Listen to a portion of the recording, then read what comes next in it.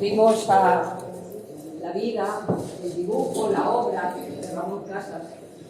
Y hoy les traigo un pintor magnífico, Gustave Helleborg, que es menos conocido. Se revalorizó a partir, fíjense, de 1960, 1970, porque algunos de los herederos que tenían en posesión algunos de sus cuadros empezaron a venderlos. Y ese dato hizo a las autoridades relacionadas con el mundo del arte a descubrir un gran artista, un gran pintor. Y cuando he querido ahora mostrarles la obra y la personalidad de Helleborg, pues es complicado. Es un artista muy difícil de explicar porque no tiene una trayectoria estilística, porque tiene muchas técnicas, es una persona extraordinaria, pero libre, que pinta según los amigos que tiene al lado, según las influencias. Por lo tanto, vamos a ver, he decidido ver su obra y su personalidad a través de bloques temáticos. Por lo tanto, verán obras que a lo mejor les presento al principio con fechas del final de su vida y al final veremos obras del principio de su vida, simplemente porque creo que es una forma original de tratar a este gran artista a través de bloques temáticos. Su vida se va a desarrollar en torno a esa zona de Francia, la isla de Francia, cuya capital saben que es París. Él se moverá en el entorno siempre de París, bien al sur, bien al norte, etc. No viajará tanto como Ramón Casas, pero también hará viajes. ¿Quién es Helleborg? Nace un 19 de agosto de 1848 en una familia de clase alta, muy acomodada. Su padre era señor Helleborg, muy importante en el comercio textil, semejante a Ramón Casas. Y esta situación, que nos podía parecer extraordinaria para vender sus obras, fue posiblemente el condicionante más perjudicial que tuvo para que se diera a conocer su obra. Yo diría que el único inconveniente que tuvo en su vida fue tener la vida acomodada y vivir bastante bien dentro del mundo del arte. Estudió en un liceo francés, después se graduó en Derecho, después se convirtió en ingeniero naval, hizo el grado de ingeniero naval. Más tarde le llaman a filas para luchar en la guerra franco-prusiana. Por lo tanto, tenemos un joven muy culto, con su grado de Derecho, ingeniero naval, experto en temas marinos y experto, creo que en la realidad más dura de la vida, que es la guerra. Por lo tanto, todos esos factores van, además de su vida, van a ayudarle a representar lo que vamos a ver esta tarde. Ahí le ven, pues con apenas unos 20 y tantos años.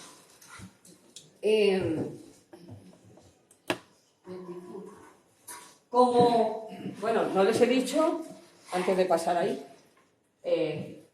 una vez que vino de la guerra, decidió entrar estudiar Bellas Artes, pero se preparó en el taller de Léon Bonnat. Piensen que Bonnat también fue el maestro, por ejemplo, de Toulouse-Lautrec. Una vez que se prepara para ingresar y hacer los estudios de Bellas Artes, prácticamente solo estuvo algo más de un año. A partir de entonces lo dejó, pero él tenía habilidades en el dibujo, en la pintura, y vamos a ver cómo su obra. Por eso les decía que es difícil. El principio es un gran pintor y al final de su vida es un gran pintor. Es que no vamos a ver que mejore, porque siempre fue extraordinario. Siempre. Fue un gran pintor. Pero vamos a ver esas influencias que les he dicho. Así que, el primer bloque yo lo he llamado intimista. El bloque relacionado con el París y con su familia y con los interiores. Aún así, su padre, el señor Kellevot, le llevó, el taller lo tuvo en su propia casa. Incluso nos lo dibujó, como ven ahí. Tenía espacio suficiente para hacer lo que él quisiera con sus cuadros. Su padre lo lleva en 1872 a hacer un viaje por Italia y sobre todo van al sur. Les interesa la zona de Nápoles y de Nápoles toda esa zona. Allí se queda deslumbrado por los colores, porque él lo señala. Y dice que esos colores tan maravillosos, piensen que París es una ciudad muy gris, aunque tenga sol a veces. Claro, ir a Nápoles es un mundo lleno de colores, importante. Recuerdan que lo he titulado el jardinero del color, veremos por qué. Bien, en su viaje a Nápoles nos pinta esto. Y lo titula así, Un camino en Nápoles. ¿Y qué podíamos distinguir? Es cierto que su primera etapa, quizá es la única parte de su vida en la que se distingue un estilo. Es el llamado realismo pictórico. El realismo pictórico porque su maestro Bonnat pertenecía a ese tipo de pintura. Es que Bonnat fue alumno de Madrazo en España. Estudió en la Escuela de San Fernando en Madrid. Por lo tanto, Bonnat va a enseñar todo aquello que él sabe y, en este caso, Kellevot lo va a aprender. Pero si miramos así de repente el cuadro, veríamos que tenemos un camino que nos lleva al Vesubio. Los lados, si se fijan, son pinceladas, entrarían dentro del impresionismo. Piensen que él va a estar rodeado de todos estos amigos impresionistas que ahora les voy a ir detallando. Pero si nos acercamos al cuadro, hay algo que llama la atención. Fíjense los lados, el camino, la vegetación.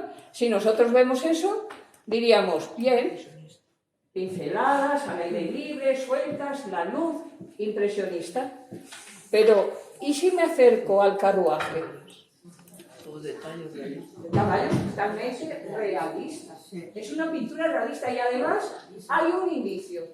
Tiene sombra. Los impresionistas pocas veces pintan la sombra. Tenemos la sombra del caballo, tenemos la sombra de los ejes del carro. ¿Y por qué sabemos que se ha detenido en el campo, en el camino a Nápoles? ¿Se han fijado en el carruaje que lleva? ¿Qué es esto? Es un cuadro, un lienzo. Es decir, él posiblemente ya iba con intención de captar imágenes. Recuerden que el impresionismo es una impresión, ¿no? Es un instante lo que se pinta. Pero, en este caso, Kellevot va a estar más influenciado, lo veremos, por el mundo de la fotografía y también de otros impresionistas. Allí va a conocer a un impresionista italiano muy famoso, Giuseppe Nitis, de Nitis, y les traigo un cuadro de Nitis, para que vean, por ejemplo, este cuadro nos recordaría la pintura de Pissarro. Y también será influencia, también de Giuseppe de Nitis. Fíjense que es muy distinto este cuadro del anterior. Este nos recuerda posiblemente más los cuadros de Manet. Por lo tanto, ¿qué estamos viendo? Que los impresionistas, dentro del colectivo, pintan al aire libre, estudio de la luz, sobre todo cómo se refleja esa luz en distintos lugares, pero, como les he dicho, pintará según el amigo que tenga al lado. Y como es en este bloque lo he introducido dentro de su familia, pues la familia Kellevot compra un segundo piso extraordinario en la calle Miromesnil, un barrio privilegiado de París. En este segundo piso tenemos uno de sus primeros cuadros. Uno de sus primeros cuadros que se da a conocer en una exposición de impresionistas que le invitan. Y presentó 8 obras. Entre esas 8 obras manda 2 variaciones de este cuadro. Los acuchilladores, los que lijan los suelos de madera.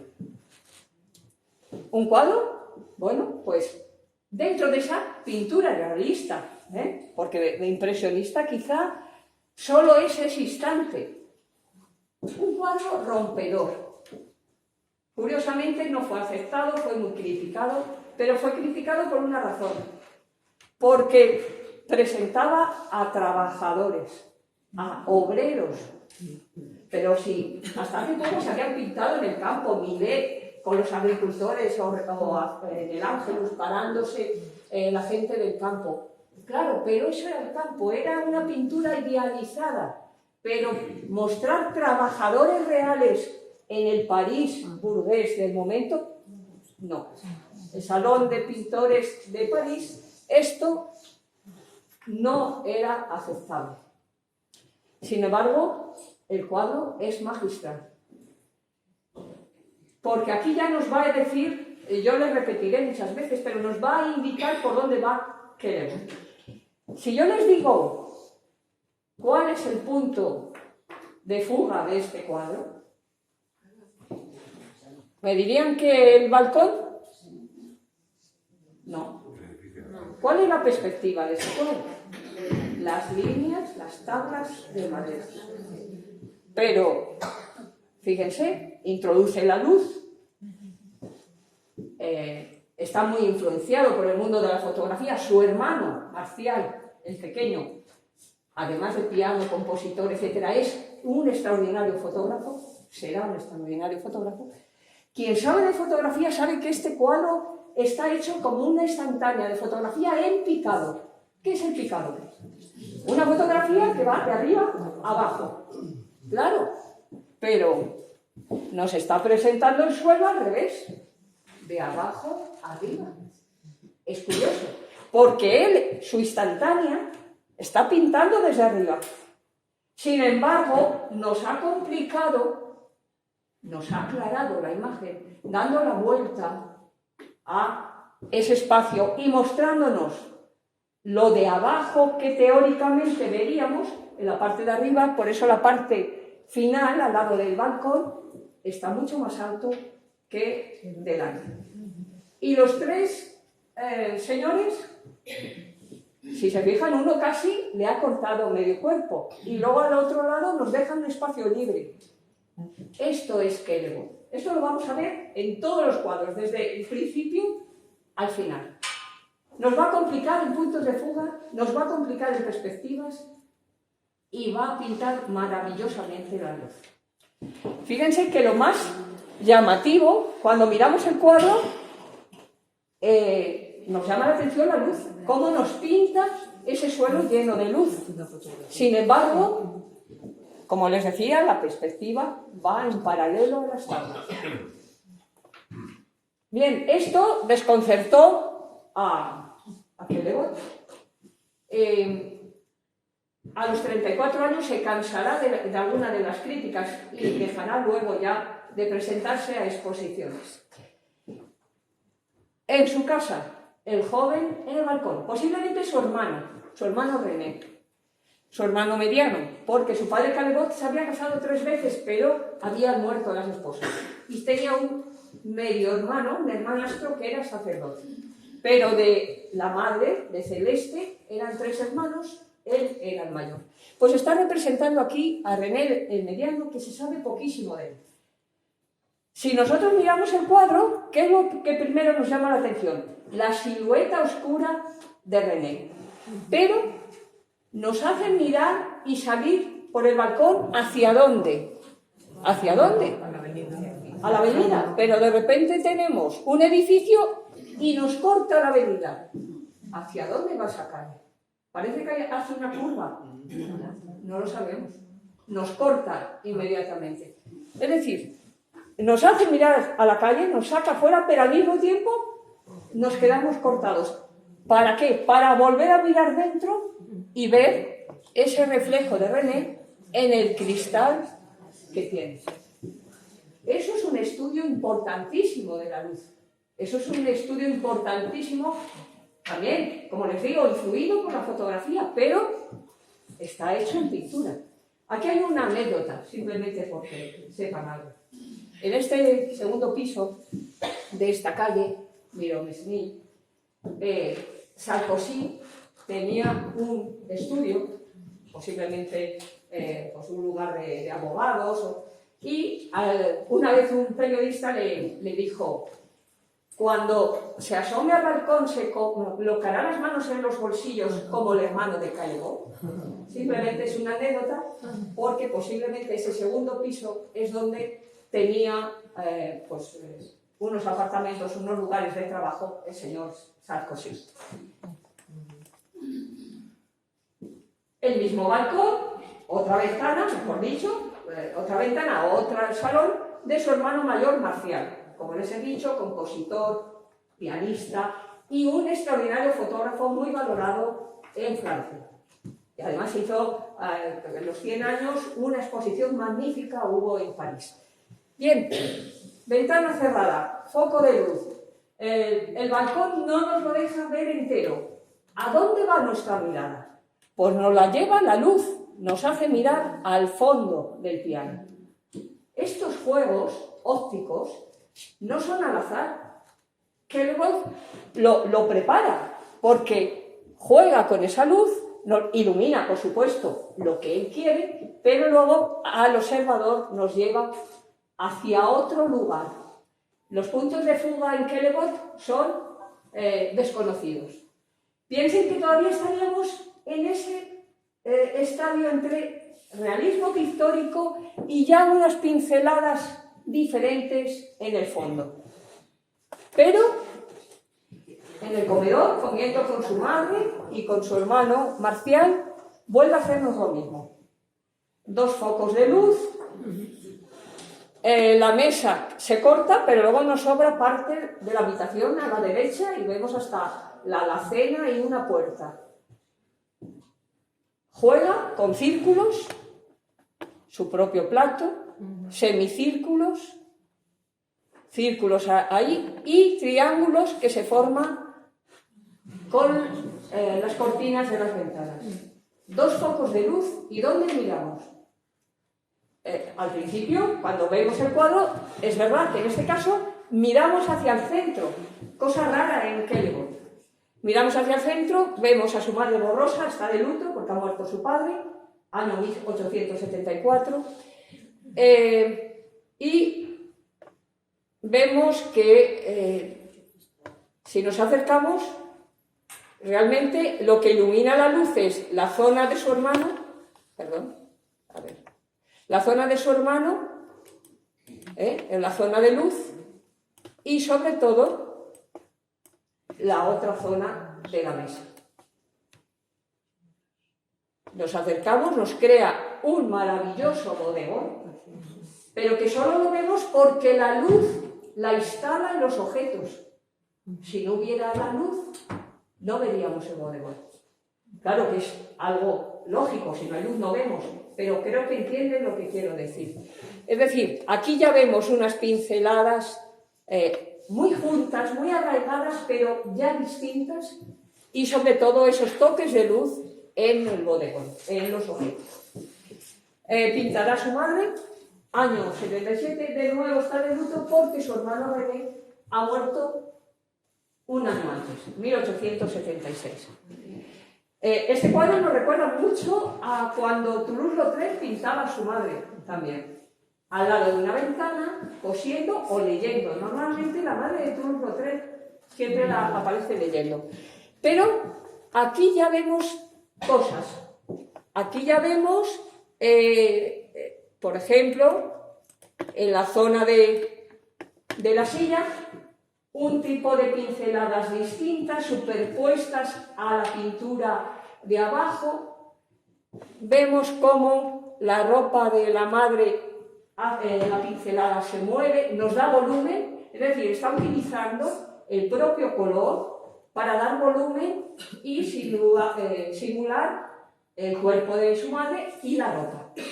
Es decir, este tipo de pinceladas con unos toques bellísimos de ocre y rojo que a través de la luz del sillón se pasan a la ropa de Celeste.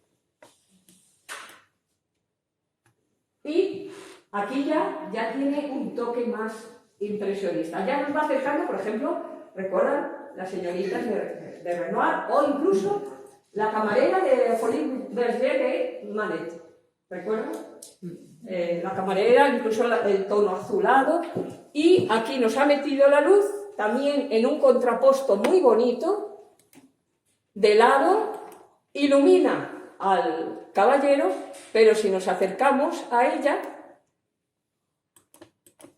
fíjense cómo las pinceladas vemos que son semicirculares, dando volumen al cuerpo de la joven y al vestido al mismo tiempo. Fíjense que pinceladas en los blancos, aquí ya tenemos movimientos sueltos y estos visillos ya son totalmente impresionistas. Es cierto que no está al aire libre, pero estos visillos están convirtiéndose en árboles que recogen la luz y juegan con el propio bordado del visillo. Tonos ahí amarillentos y ocres, bellísimos en el cuello. Simplemente para que vean, se lo pongo así, para que vean estos cuadros que realizan el interior de su casa. Porque recuerdan, a los acuchilladores, las paredes eran precisamente estas. Y les traigo otra, jugando a las cartas. Está jugando su hermano, Según Cézanne, se inspiró en el cuadro de Kellerman para pintar sus jugadores de cartas. Fíjense. Mientras que los jugadores de cartas de Cézanne fueron mucho más conocidos, hasta esta de Kellerman. Pero él señala que le influyó la obra de Kellerman. Es un cuadro, la luz de nuevo viene desde la izquierda, es decir, el estudio de luz es de un impresionista, pero todavía está dentro de ese realismo de figurativo que nos va dando todavía. Pero bueno, juega aquí también con dos triángulos. Uno se formaría con los cuerpos, las cabezas de los personajes, y el otro triángulo se formaría en el propio tapete. Es decir, juega mucho con esto. Círculos, semicírculos, triángulos. Y lo verán a veces hasta en las pinceladas. Bien. Pasamos esa etapa de pintura de interior, de pintura de París, y nos vamos, porque cuando murió su padre, su madre compró ese apartamento en Miromesnil y también una casita de recreo o de veraneo en Yerres. Está al norte del Sena. El Yerres es un afluente del Sena y recibe la localidad el nombre así. Bien, pues ahí se autorretrata y empieza, bueno, es esto, es una casita de 2 pisos, tipo italiano, neoclásico. Al frente tienen también una casita suiza, porque estaba de moda hacerse casitas así un poco pintorescas. Y bien, ese es el espacio y eso es lo que pinta. Por lo tanto, es el mayor acercamiento que va a tener al mundo de la naturaleza, de la jardinería. Según él cuenta, cuando compran este lugar, pues en época de trabajo de jardinero hay hasta 5 jardineros trabajando, con lo cual él observa también cómo se trabaja. Nos pinta, en este caso, si se fijan, no hay de dónde viene la luz. Es un día un poco gris, pero claro también. Y la luz simplemente es la luz del ambiente. Por eso no hay zonas de más luz o menos, pero no hay sombras. Fíjense que aunque no hubiera apenas luz, al andar por detrás saldría una pequeña sombra. No hay sombras. Claro, esa es la casa. Quiero que se fijen ahí, en ese trocito que les he puesto, y eso lo vemos reflejado ahí. esos maceteros preciosos. Aquí está su madre, su tía, una amiga de su tía y su prima.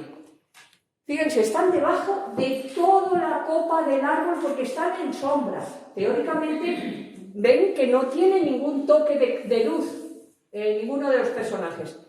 Pero nos está diciendo que sí hace sol. Lo vemos al fondo, lo vemos perfectamente al fondo, y aquí, en el toldo y en la propia pared de la casa.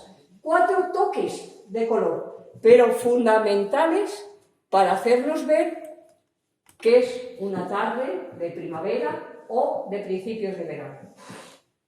Fíjense cómo él nos pinta lo que está viendo allí, la casa de Yerres, aunque los fondos generalmente no los suele pintar. Esta es una de las pocas veces que vemos un fondo pintado. Uno de sus mejores cuadros de esta época, de este momento de Yerres, es este. Es un cuadro magnífico. Él está representando a este caballero en penumbra. El sol, si se fijan, está de la joven para allá. Vemos hasta un perro al sol. Vemos un estudio de las plantas, de las hojas de los árboles. Y magnífico la representación de blancos en este personaje, que les traigo con más detalle. No hay sombras, apenas aquí un poco la silla, pero fíjense, no hay ninguna sombra. Si nos acercamos a él, vemos unas pinceladas bellísimas, los pliegues oscurece ese blanco con lilas, con rosas, con ocres o dorados, pero no hay sombra. Normalmente la ropa también al doblar puede, si hay reflejo de sol, puede formar una sombra, no la hay. Pero, sobre todo, destaca esa tonalidad ocre o dorada de las sillas. Fíjense que es magnífica esta parte porque tiene un reflejo del sol y también en la parte del sombrero. Ayudada ese reflejo por esa luz que entra por el fondo, por la izquierda. Un cuadro magnífico, vemos pinceladas sueltas, incluso puntos, porque claro, sus grandes amigos, ¿quién son? Degas, Sisley, Manet, Monet, Renoir, Pissarro. Según con el que esté, ese día pinta de una manera u otra. Esta es un poco, la casa llegaba hasta aquí. El resto son casas de otras personas. Eso se llevaba mucho. La gente vivía en París en una época y luego se iban a la casita del campo que estaba a las afueras de París. Bien, pues les traigo el porche. Y me gustaría que se fijaran en el tipo de pintura. No tiene nada que ver con lo que acabamos de ver. Fíjese que son manchas de color. Él no utiliza la espátula, pero parece a veces como esas manchas dadas por espátula. Quizá hay una influencia, o nos recuerda, mejor dicho, porque Cézanne es más joven, nos recuerda un poquito la forma de pintar de Cézanne, manchas de color, formas geométricas. Bien, pues fíjense qué diferencia hay de esta vegetación magnífica, juegos de luz y de sombra, con esta otra vez. Aquí las hojas, más o menos, están pintadas una a una, con diferente tonalidad, dependiendo de la luz. Fíjense qué bonito cómo entra por ahí el sol frente a esto. ¿Se dan cuenta? Está hecha en el mismo periodo.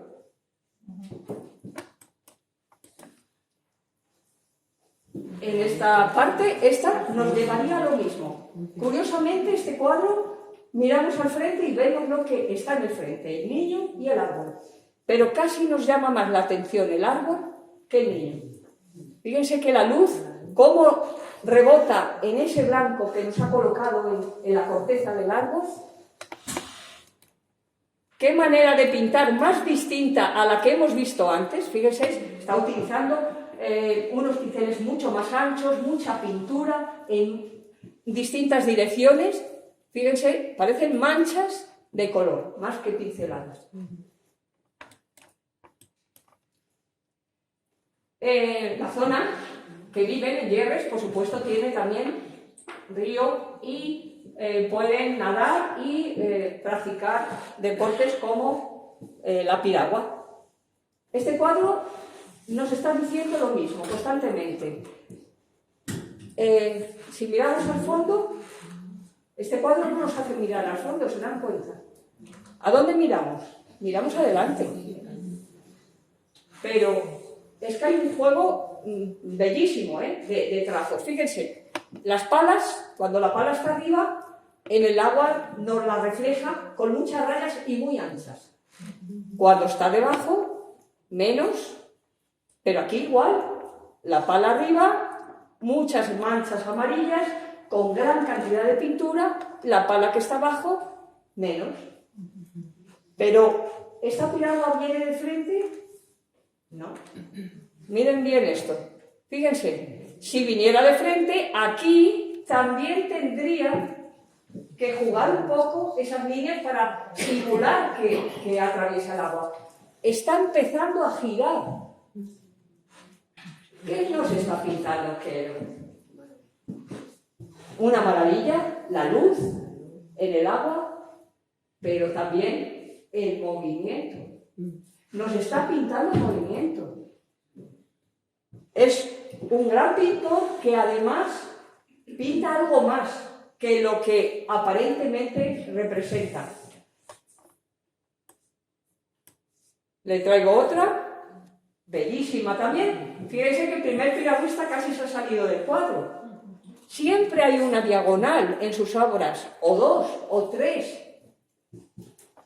¿Hacia dónde van las piraguas? Suponemos que van para allá y que allí puede haber un giro en el río. No lo sabemos. Porque él está pintando ese momento, esa instantánea, con unos verdes bellísimos, pero fíjense los árboles. Es una maravilla cómo pinta las hojas de los árboles. Cómo pinta la luz que cae sobre las hojas de los árboles.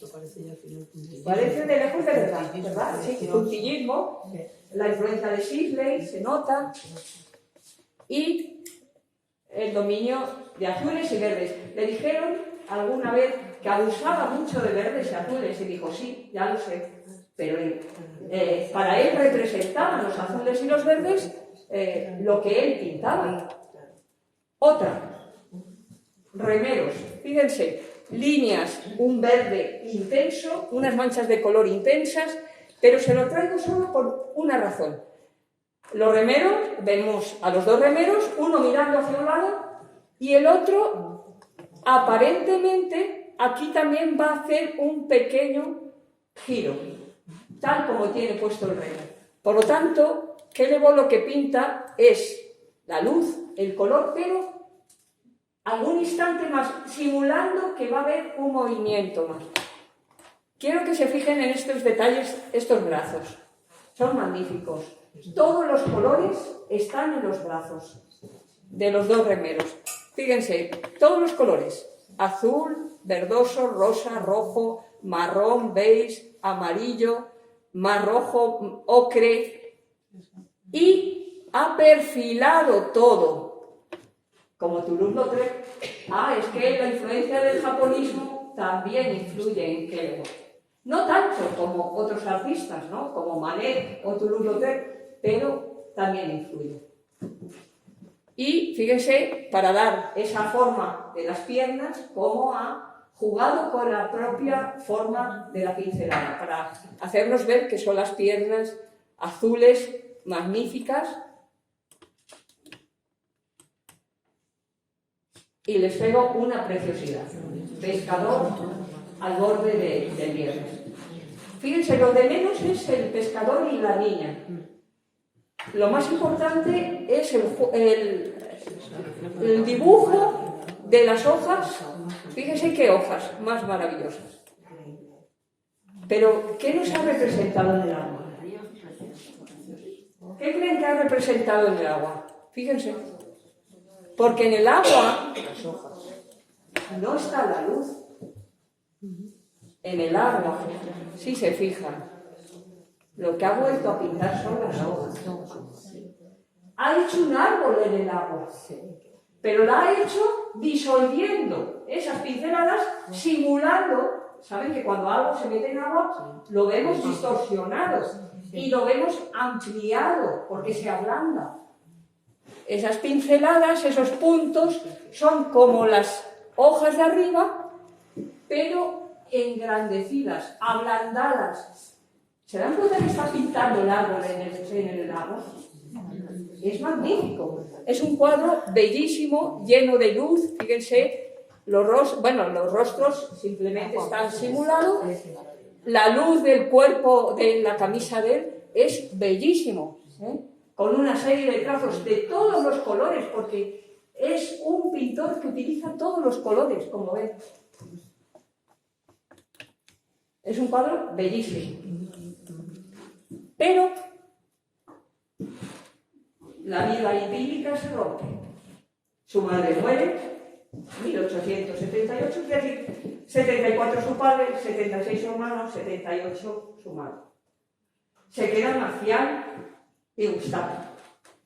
Así que venden la casa de Milton Smith, venden Jerez y se comprarán otra casa y otro terreno en Gennevilliers, otro sitio que veremos luego.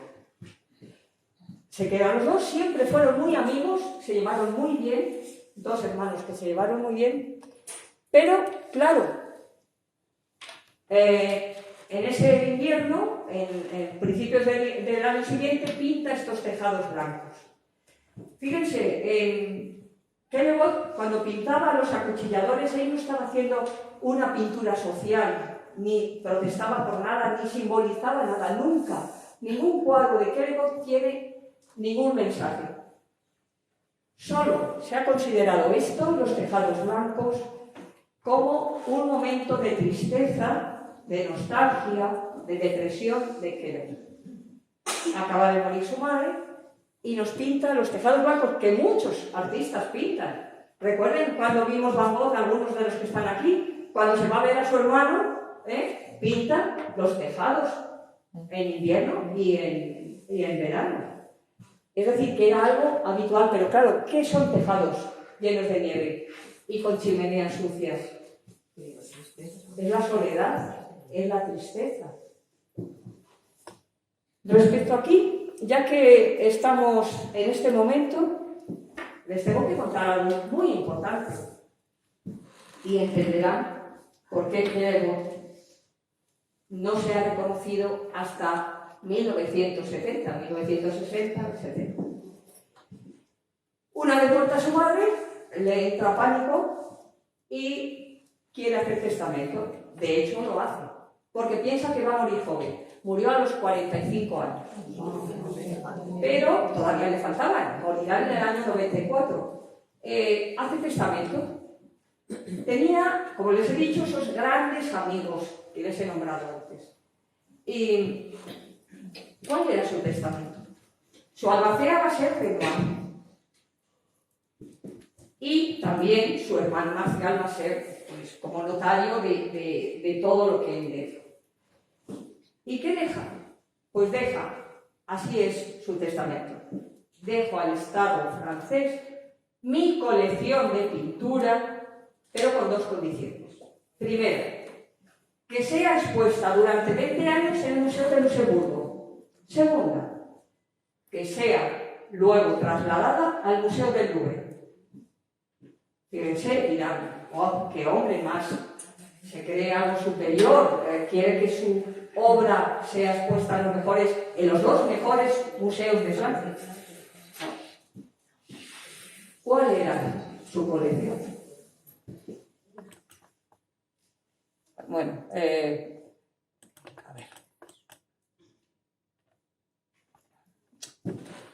Perdón. A ver. Bueno, entonces, ¿cuál era su colección? Su colección consistía en 69 cuadros. 19 de Pissarro, 14 de Renoir, 10 de Monet, 9, me puedo confundir del número, pero 9 de Sisley, 7 de Degas, 5 de Cézanne y 4 de Manet. Esa era su colección. Por lo tanto, ¿qué conseguía con esa condición? Por supuesto, él se murió en el año 94. Algunos de estos artistas que he nombrado tenían renombre, otros no. Todavía no. ¿Qué consiguió Van Gogh? ¿Qué le voy con esto? Piensen que es que sus amigos impresionistas fueron rechazados en el Salón de París. No les dejaban exponer. Es más, Kellogg pagaba los alquileres en los lugares donde se exponían. Kellogg compraba a sus amigos los cuadros para darles dinero de una forma elegante. Kellogg dio dinero a Monet para que estudiara su carrera de pintura. ¿Entienden ahora por qué? Kellogg se convirtió en coleccionista, en mecenas, en pagador de todos los impresionistas en contra de su propia pintura. Porque a los 34 años dijo que él no estaba preparado para recibir críticas. Pintaba por placer, pintó más de 500 cuadros en su vida. ¿Se dan cuenta? Aquí está el meollo de la cuestión. Él ayudó a todos estos artistas renombrados hoy, porque tenía medios, pero en perjuicio suyo. Perjuicio como artista, no como persona. Bien, en la nueva casa que compran es en el Boulevard Haussmann, que es uno de los más prestigiosos de París. Allí se irán a vivir los dos. Fíjense, de nuevo nos pinta la nieve, pero ya con un toque violeta, un toque ocre, es decir, hay un ánimo ya más importante en la vida de Kellogg. Fíjense que de nuevo sus perspectivas siempre diagonales, la barandilla no rompe, el edificio de ahí detrás igual. Si ponemos, la otra casa que compran, que está, como les dije, al otro lado del Sena, al norte, pues compran la casa de Petit Gennevilliers. En este lugar, él empezará a pintar con gran entusiasmo, pero para él, solo para él. Aquí vemos a un amigo suyo, Richard Gallo, que estaba en los jugadores de cartas, estaba retratado ahí. Y ya en estas etapas sí consideraríamos a Kellogg totalmente impresionista e incluso post-impresionista. Bueno, ven que los caminos, un camino, tenemos siempre una línea horizontal, alguna línea diagonal. Si nos acercamos al agua, el agua está representado casi siempre por líneas horizontales y paralelas, pero de nuevo, ¿qué ha pintado en el agua? Fíjense, los árboles de allí lejos es lo que está pintado en el agua. Y aquí están pintadas las casas, no son solo reflejos. Le apasiona toda esta forma de trasladar aquello que está al otro lado en el agua. Le fascinaba el agua, piensen que era ingeniero naval y que le gustaba muchísimo el mundo del agua. Allí cerca de Gennevilliers, pues está Argentine, el puente de Argentine, que saben que casi todos los pintores impresionistas han pintado. Y él también lo va a pintar de una forma muy original, desde abajo. Fíjense, el agua, tenemos pinceladas también de distintas tonalidades en horizontal, pero se ha metido casi en el hueco, en el ojo del puente. Nos lo ha pintado de una forma preciosa. Aquí vemos cómo parte de esa luz llega al muro y luego ya aclara su paleta para seguir hacia adelante. Pero fíjense, es que no nos deja, no pinta ni el arco entero. Coge un poco de muro, se mete casi debajo y nos pinta esa instantánea de nuevo. Muchas de sus obras nos reflejan, ¿no?, esa importancia de la fotografía. Les hago, por ejemplo, un ejemplo de Monet, para que vean, muy diferente. Les podía traer muchas, de todos los artistas, pero quien no lo pinta de un lado, del otro, en la lejanía, pero debajo, solo Kellogg. Fíjense cómo empieza a pintar. La pasión al verde y la pasión al azul. Pues basta que se lo dijeran, nos hace un cuadro de verde y azul. Aquí el color es el protagonista. Fíjense que esto lo veremos luego en Matisse, lo veremos en Gauguin. Y además, con unas pinceladas que también son un poco nerviosas, poquito. Nos recordaría los trazos de Van Gogh. Incluso algún triángulo, como les decía antes. Todo esto son triángulos.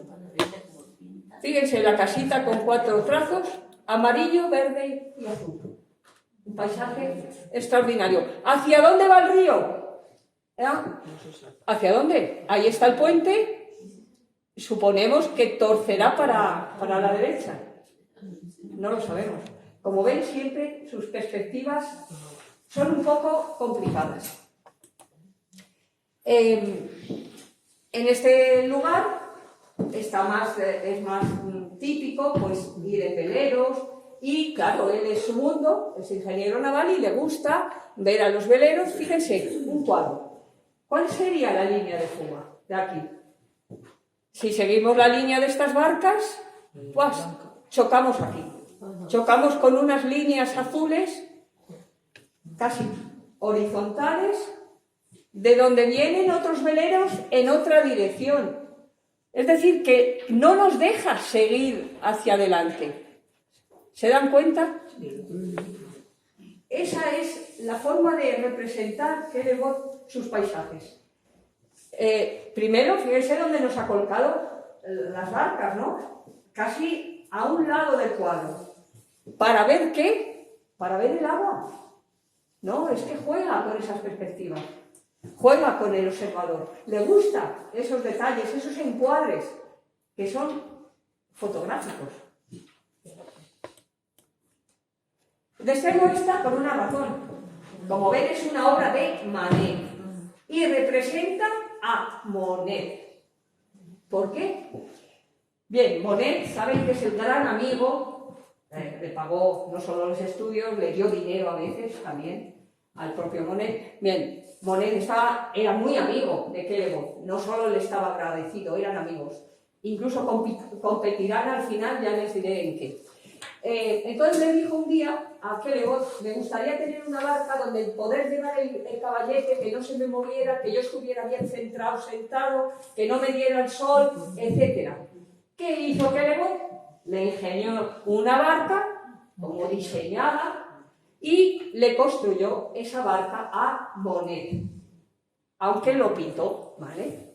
Se dan cuenta que entre todos estamos siempre moviendo. Fíjense qué diferente, en este caso Manet, saben que es el primer impresionista, pero no es el mayor impresionista. Está más representan más Renoir o Monet, etc. ¿Y esto? Se atreve a pintar ropa. Se atreve a pintar ropa tendida entre árboles. Es algo original, porque fíjense, el camino sería este. Tenemos una diagonal, tenemos otra diagonal que confluyen hacia un lado que no sabemos, pero fíjense qué maravilla, cómo ha jugado la luz que entra entre los árboles, la ha ido repartiendo en la ropa a lo largo de toda esa alameda. Es decir, tiene detalles que otros pintores... Y además jugando de nuevo, como ven, con una línea que parece que rompe, que se forma ahí una especie también, pues casi de ángulo, y luego continúa. Bien, este es su hermano Marcial en su casa. en París, su hermano se casará. Como ven, les traigo ahí un cuadro de Degas. Ese estaba en la colección de Kellogg. Lo había comprado Gustavo, o sea, Kellogg. Bien, su hermano se casa y una vez que se casa su hermano, pues le vende a Kellogg la parte de la casa que habían comprado en Gennevilliers, o sea, en la zona que vamos a ver ahora. Ahí le ven, yo les voy poniendo de vez en cuando algún retrato o alguna imagen de Kellogg y, como les decía antes, pintó más de 500 cuadros. En París pintó este árbol, como ven. Si antes decíamos que había hecho un encuadre en picado, ahora lo está haciendo desde lo alto del balcón, de donde esté, pero de forma muy original. La experta en Kellogg, que se llama Marina Ferrati, dice que esta forma de rodear, esto es metálico, que de rodear los árboles, señaló que existía todavía.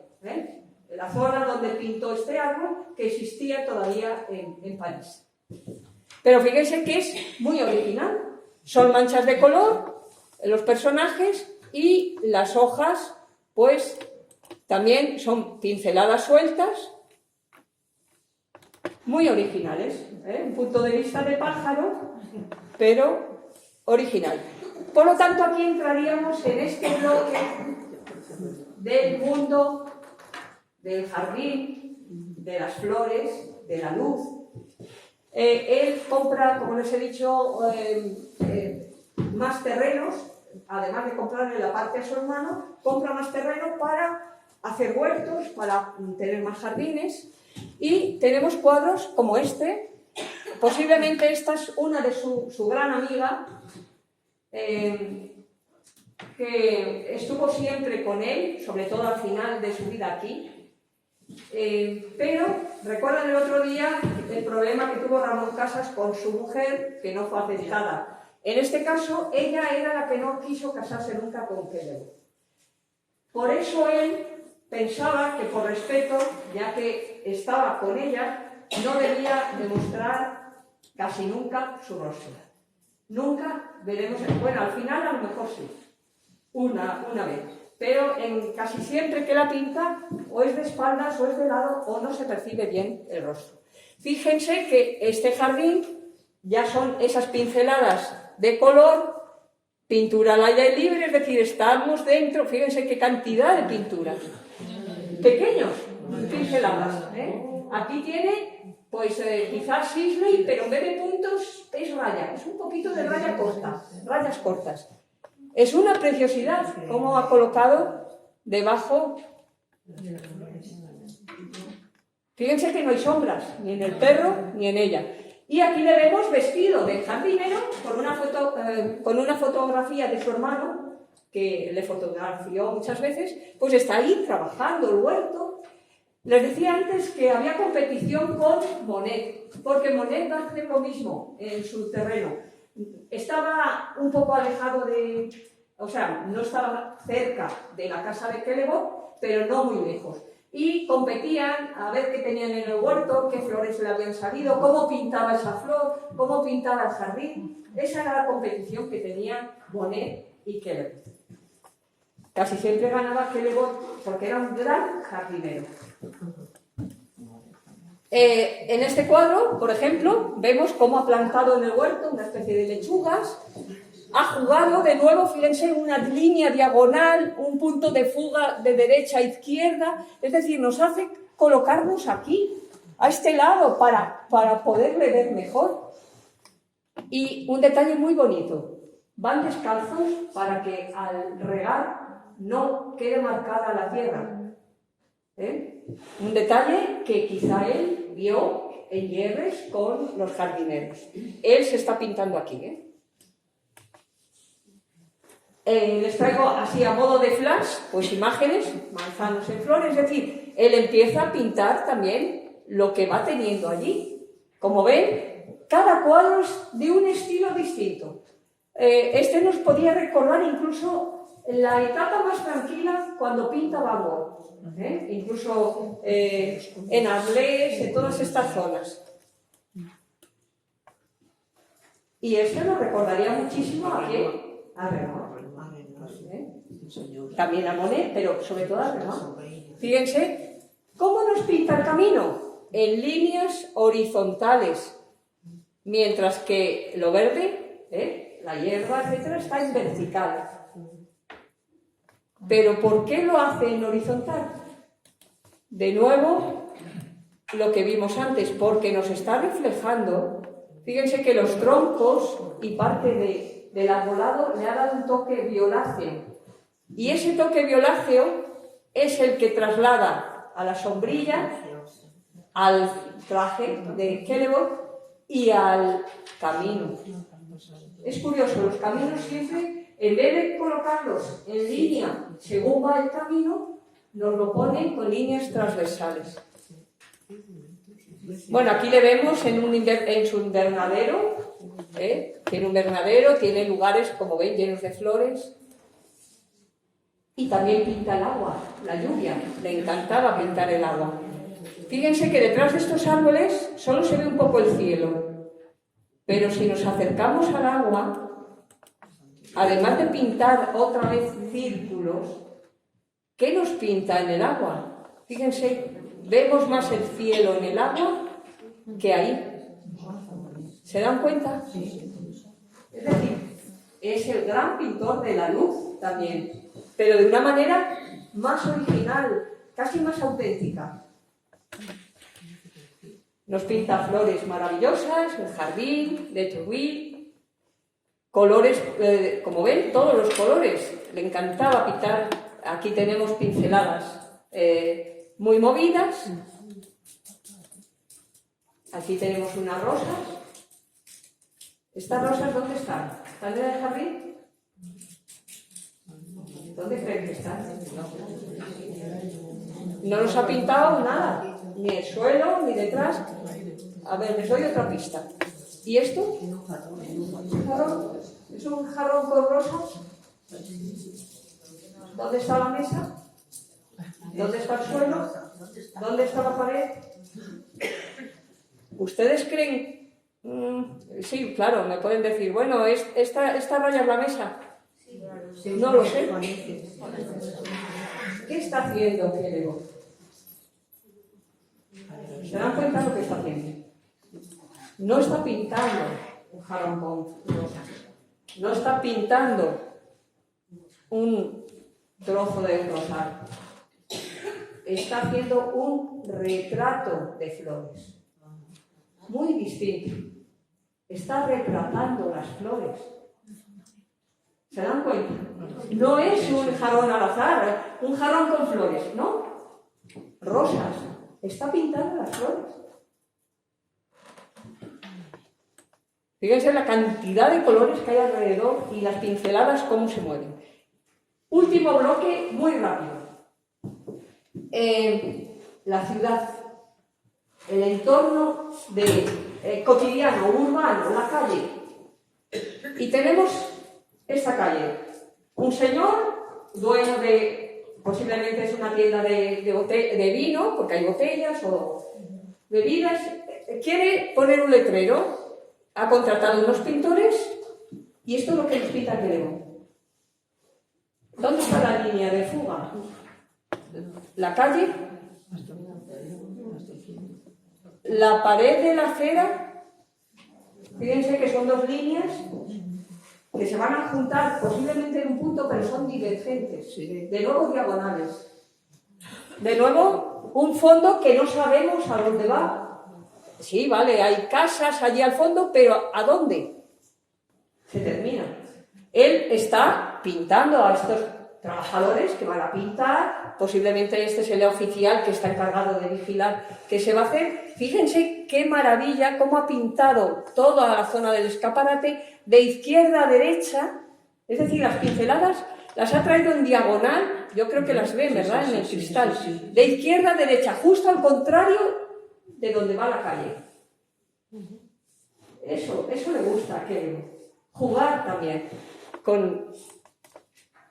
Bien, el puente de Europa está aquí, estaba ahí, y nos lo vuelve a pintar, nos lo pinta. Era un puente que estaba sobre las vías del tren. Y de nuevo, aquí hay 2 puntos de fuga. Fíjense, el primero sería el pico del sombrero del Señor. ¿Y cuál es el otro? Pues el otro está formado por las sombras paralelas. Fíjense que aquí hay sombras. También es de la primera época. Esto estaría un poco más dentro del ambiente realista. Pero las sombras de los hierros, la sombra del perro. La sombra del perro es la que nos anuncia hacia dónde va. Por lo tanto, otra vez, 2 líneas divergentes se juntarán en un punto, pero continuarán en direcciones diferentes. Es una imagen parisina llena de luz, como ven, luz a la izquierda amarilla, amarillenta, ocre, y como reflejo de los hierros. Sin embargo, la luz que tenemos a la derecha es violácea y gris.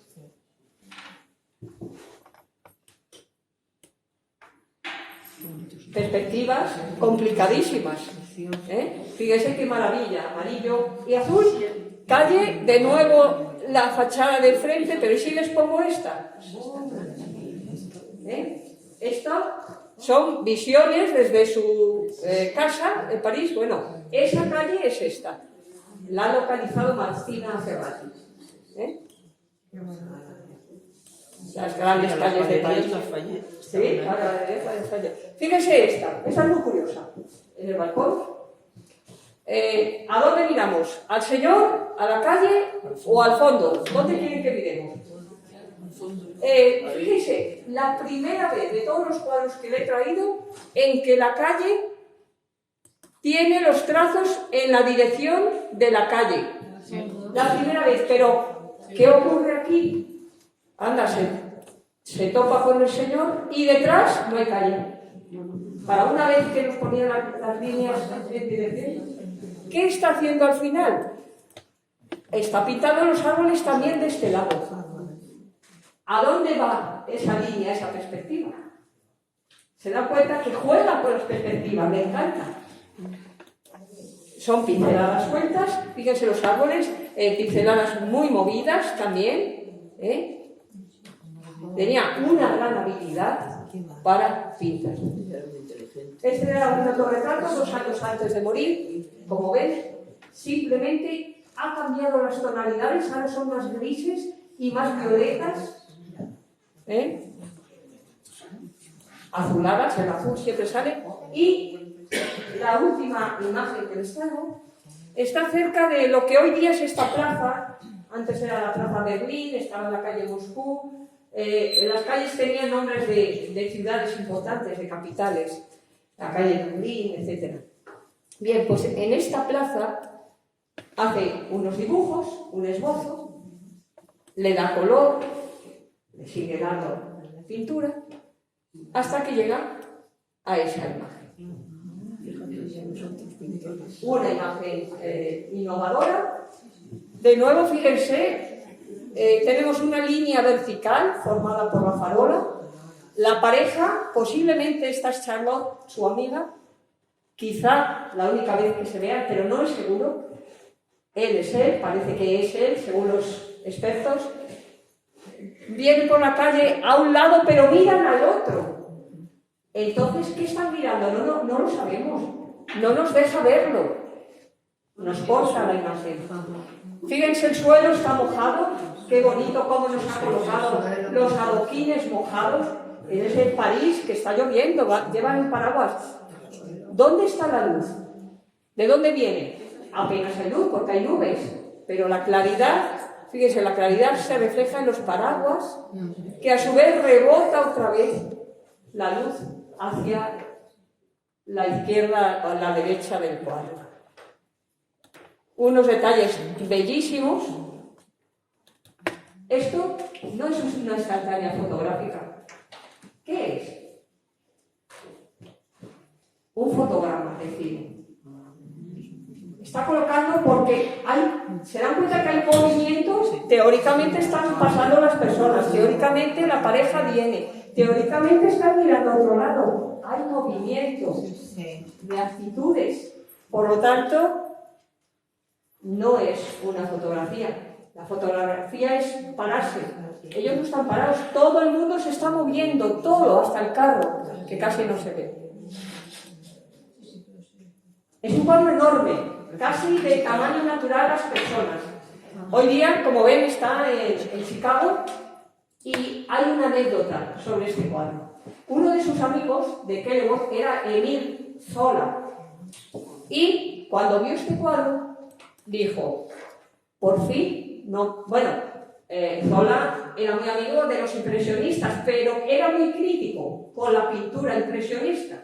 ¿Entiendes? Puede ser muy amigo, pero no le gustaba ese tipo de pintura. Sin embargo, cuando vio este cuadro dijo, por fin nombraré al señor Kellogg un joven pintor de gran coraje, que no retrocede ante los temas modernos a tamaño natural. Su calle de París, en tiempo de lluvia, muestra a los paseantes que son una verdadera belleza. Cuando su talento se haya hecho un poco más, ciertamente será el más intrépido del grupo. Piensen que esto está hecho en la primera etapa, antes de los años 80. Era su primera etapa, ya era un gran artista y reconocido. Les traigo simplemente un detalle, son detalles bellísimos que pueden ver también a través de internet. Fíjense la calidad, las sombras. Y termino aquí. Kellogg moría el 21 de enero de 1894. No, perdón, de febrero, 21 de febrero. Este cuadro está hecho en enero, en el invierno, él lo titula así: Jardín de Gennevilliers, donde él fue muy feliz como jardinero, como pintor, y lo titula así. Invierno de 1894. Quizá presentía también su muerte. Se dice que murió con una apoplejía pulmonar. Nos pinta un paisaje nevado, maravilloso, pero lleno de luz. Es de esos días de invierno llenos de luz. Fíjense, de nuevo el camino, trazos horizontales, pero verdes, pero horizontales. El resto nos vuelve a colocar líneas un poco inclinadas, diagonales, un poquito de sombra, apenas no hay hojas, estamos en invierno. Fíjense que líneas horizontales, es decir, nos vuelve a romper, nos pone un camino que se acaba, nos abre ahí otra alameda que ahí también se acaba, al fondo otra línea horizontal y más atrás otro plano con casas. ¿Dónde llegamos? Muere con el prodigio de sus perspectivas difíciles de entender, pero creo que bellísimas de ver. Espero que les haya gustado.